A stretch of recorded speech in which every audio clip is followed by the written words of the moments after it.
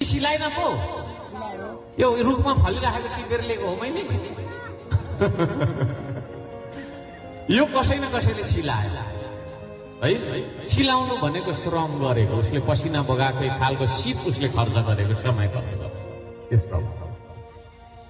अब उसले सिलाएर टोपी बन्यो, तर यो फेरि ढाका फेरि अर्कैले सिलायो होइन र, हो कि भन्नु न है।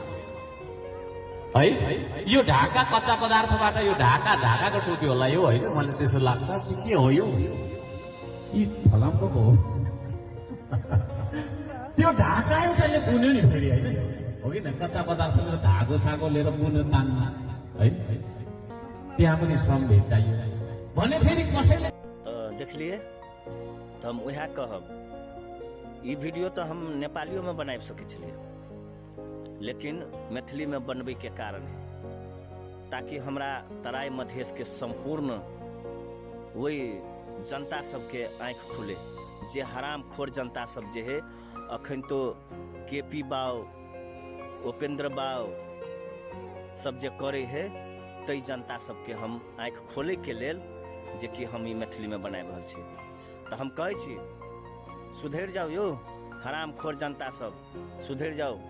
वो पेट्रोल 2 लीटर पेट्रोल में मांस में जे दारू में बिका जाए छे तो तै के लागी हम अहाँ सबके कह रहल छी।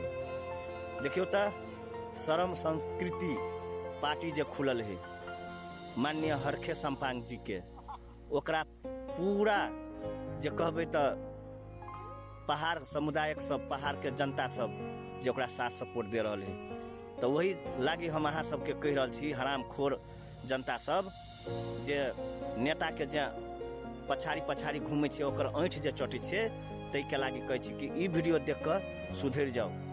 जब एहन एहन दिग्गज नेता सबके जे साथ नहीं देबे तो केकरा साथ देबे?